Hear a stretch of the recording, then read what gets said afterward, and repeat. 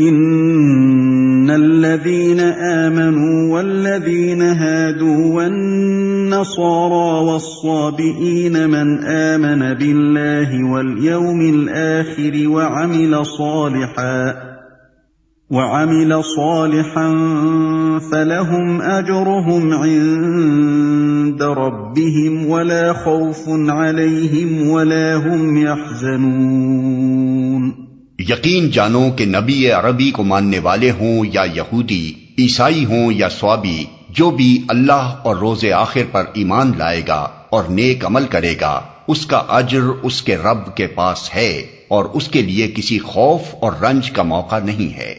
سلسلہ عبارت کو پیش نظر رکھنے سے یہ بات خود بخود واضح ہو جاتی ہے کہ یہاں ایمان اور اعمال صالحہ کی تفصیلات بیان کرنا مقصود نہیں ہے کہ کن کن باتوں کو آدمی مانے اور کیا کیا اعمال کرے تو خدا کے ہاں اجر کا مستحق ہو۔ یہ چیزیں اپنے اپنے موقع پر تفصیل کے ساتھ آئیں گی۔ یہاں تو یہودیوں کے اس ذوم باطل کی تردید مقصود ہے کہ وہ صرف یہودی گروہ کو نجات کا اجارہ دار سمجھتے تھے۔ وہ اس خیال خام میں مبتلا تھے کہ ان کے گروہ سے اللہ کا کوئی خاص رشتہ ہے جو دوسرے انسانوں سے نہیں ہے، لہذا جو ان کے گروہ سے تعلق رکھتا ہے وہ خواہ اعمال اور عقائد کے لحاظ سے کیسا ہی ہو، بہرحال نجات اس کے لیے مقدر ہے، اور باقی تمام انسان جو ان کے گروہ سے باہر ہیں وہ صرف جہنم کا ایندھن بننے کے لیے پیدا ہوئے ہیں۔ اس غلط فہمی کو دور کرنے کے لیے فرمایا جا رہا ہے کہ اللہ کے ہاں اصل چیز تمہاری یہ گروہ بندیاں نہیں ہیں، بلکہ وہاں جو کچھ اعتبار ہے وہ ایمان اور عمل صالح کا ہے۔ جو انسان بھی یہ چیز لے کر حاضر ہوگا وہ اپنے رب سے اپنا اجر پائے گا۔ خدا کے ہاں فیصلہ آدمی کی صفات پر ہوگا، نہ کہ تمہاری مردم شماری کے رجسٹروں پر۔ وَإِذْ أَخَذْنَا مِيثَاقَكُمْ وَرَفَعْنَا فَوْقَكُمُ الطُّورَ خُذُوا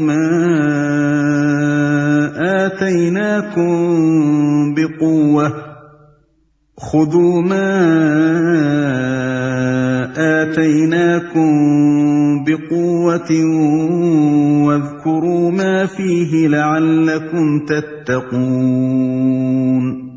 یاد کرو وہ وقت جب ہم نے طور کو تم پر اٹھا کر تم سے پختہ عہد لیا تھا اور کہا تھا کہ جو کتاب ہم تمہیں دے رہے ہیں اسے مضبوطی کے ساتھ تھامنا اور جو احکام و ہدایات اس میں درج ہیں انہیں یاد رکھنا۔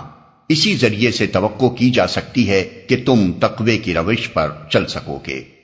یاد کرو وہ وقت جب ہم نے طور کو تم پر اٹھا کر تم سے پختہ عہد لیا تھا اور کہا تھا۔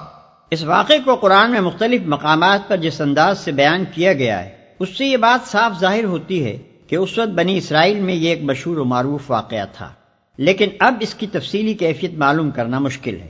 بس مجملاً یوں سمجھنا چاہیے کہ پہاڑ کے دامن میں میثاق لیتے وقت ایسی خوفناک صورتحال پیدا کر دی گئی تھی کہ ان کو ایسا معلوم ہوتا تھا گویا پہاڑ ان پر آ پڑے گا۔ ایسا ہی کچھ نقشہ سورہ اعراف آیت 171 میں کھینچا گیا۔ ثم تولیتم من بعد ذلك فلولا فضل اللہ علیکم ورحمته لکنتم من الخاسرین۔ مگر اس کے بعد تم اپنے عہد سے پھر گئے، اس پر بھی اللہ کے فضل اور اس کی رحمت نے تمہارا ساتھ نہ چھوڑا، ورنہ تم کبھی کے تباہ ہو چکے ہوتے۔ وَلَقَدْ عَلِمْتُمُ الَّذِينَ اعْتَدَوْا مِنكُمْ فِي السَّبْتِ فَقُلْنَا لَهُمْ كُونُوا قِرَدَةً خَاسِئِينَ۔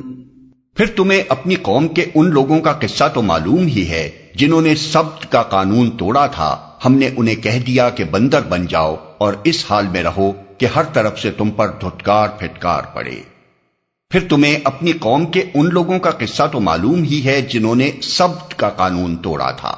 سبت یعنی ہفتے کا دن۔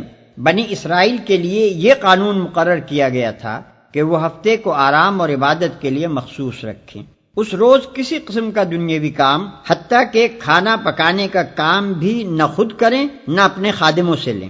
اس باب میں یہاں تک تاکیدی احکام تھے کہ جو شخص اس مقدس دن کی حرمت کو توڑے وہ واجب القتل ہے۔ ملاحظہ ہو خروج باب 31 آیت 12 اور 17۔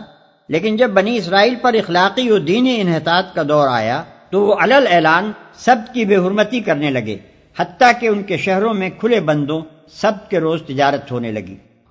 ہر طرف سے تم پر دھتکار پھٹکار پڑے۔ اس واقعے کی تفصیل آگے سورہ اعراف رکوع 21 میں آتی ہے۔ ان کے بندر بنائے جانے کی کیفیت میں اختلاف ہے۔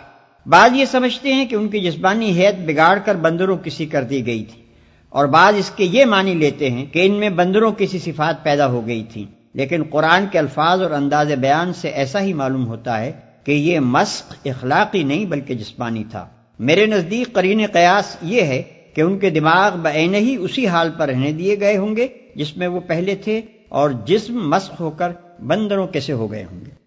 فَجَعَلْنَاهَا نَكَالًا لِمَا بَيْنَ يَدَيْهَا وَمَا خَلْفَهَا وَمَوْعِظَةً لِلْمُتَّقِينَ۔ اس طرح ہم نے ان کے انجام کو اس زمانے کے لوگوں اور بعد کی آنے والی نسلوں کے لیے عبرت اور ڈرنے والوں کے لیے نصیحت بنا کر چھوڑا۔ وَإِذْ قَالَ مُوسَىٰ لِقَوْمِهِ إِنَّ اللَّهَ يَأْمُرُكُمْ أَن تَذْبَحُوا بَقَرَةً قَالُوا أَتَتَّخِذُنَا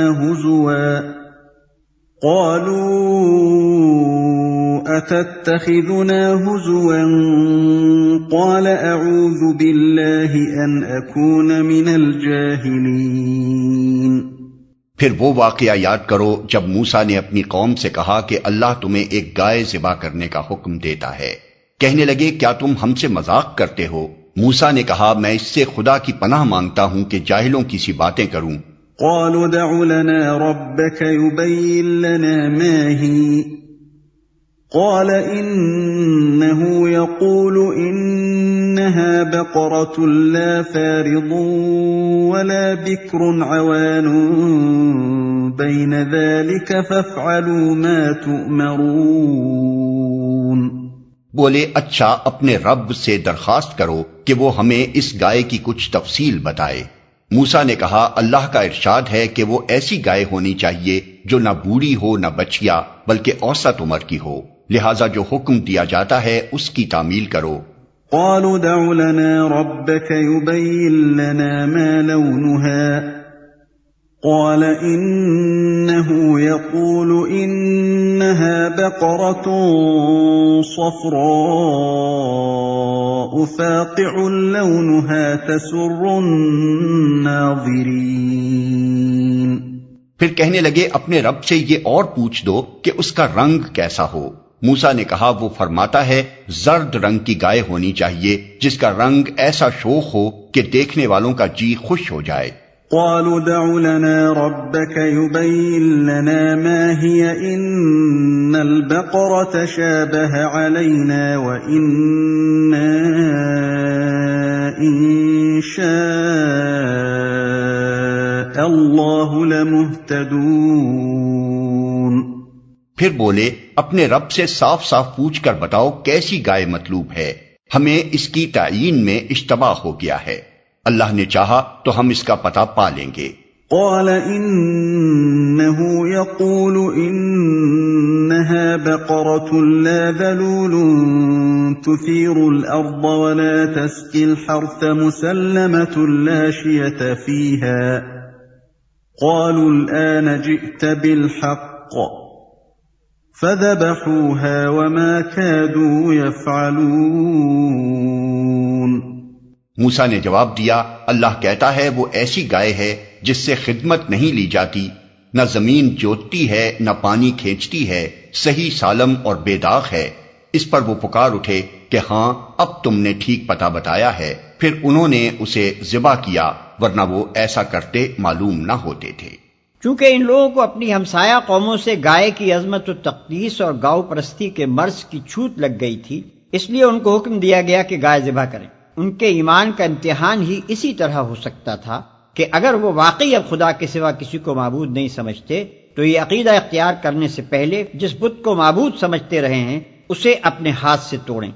یہ امتحان بہت کڑا امتحان تھا، دلوں میں پوری طرح ایمان اترا ہوا نہ تھا، اس لیے انہوں نے ٹالنے کی کوشش کی اور تفصیلات پوچھنے لگے، مگر جتنی جتنی تفصیلات وہ پوچھتے گئے اتنے ہی گھرتے چلے گئے، یہاں تک کہ آخر کار اسی خاص قسم کی سنہری گائے پر جسے اس زمانے میں پرستش کے لیے مختص کیا جاتا تھا گویا انگلی رکھ کر بتا دیا گیا کہ اسے ذبح کرو۔ بائبل میں بھی اس واقعے کی طرف اشارہ ہے، مگر وہاں یہ ذکر نہیں ہے کہ بنی اسرائیل نے اس حکم کو کس کس طرح ٹالنے کی کوشش کی تھی۔ ملاحظہ ہو گنتی باب 19 آیت 1 اور 10۔